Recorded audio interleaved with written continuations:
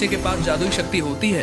ये कहानी है एक जादुई स्कूल की, जहाँ हर बच्चा अपनी पसंद का सुपर पावर सीख सकता था।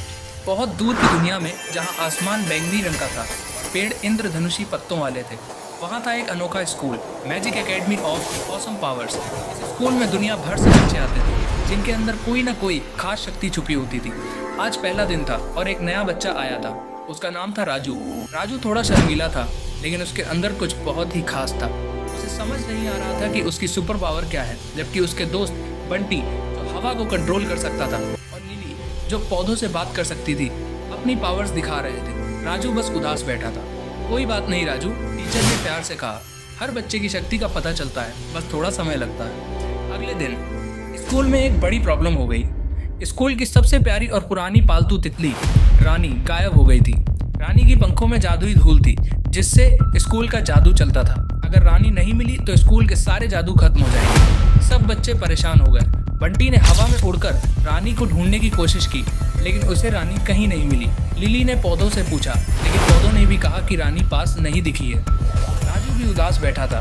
तभी उसे एक अजीब सी फीलिंग हुई। उसे लगा जैसे रानी उससे कुछ कहना चाहती है। उसने अपनी आंखें बंद की और ध्यान लगाया। अचानक राजू के सामने रानी की एक तस्वीर बनी। रानी स्कूल के पुराने घंटी घर में फंसी हुई थी, जहाँ जाना मना था। मुझे पता है रानी कहाँ है, राजू चिल्लाया।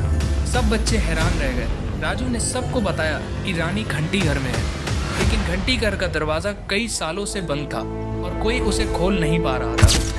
बंटी ने अपनी हवा की शक्ति से दरवाजे को धक्का दिया, लेकिन कुछ नहीं हुआ। लिली ने पौधों को दरवाजे पर लपेटा ताकि वे उसे खोल सके, लेकिन कोई फायदा नहीं हुआ। सब हार मान रहे थे। तभी राजू आगे आया।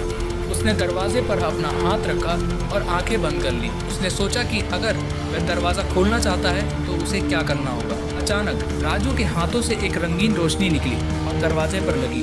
देखते ही देखते दरवाज़ा धीरे धीरे खुल गया। राजू की सुपर पावर थी मैजिक ऑफ क्रिएशन। वह जो सोचता था उसे सच कर सकता था।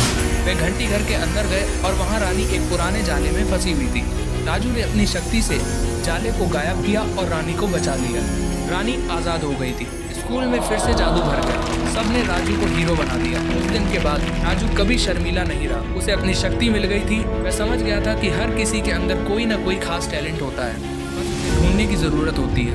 तो बच्चों, कभी हार नहीं माननी चाहिए और अपनी शक्तियों पर विश्वास करना चाहिए। अगर तुम्हें ये कहानी अच्छी लगी तो इस वीडियो को लाइक करो, अपने दोस्तों के साथ शेयर करो और मेरे चैनल को सब्सक्राइब करना मत भूलना। अगली बार फिर मिलेंगे एक नई धमाकेदार कहानी के साथ। तब तक के लिए बाय बाय।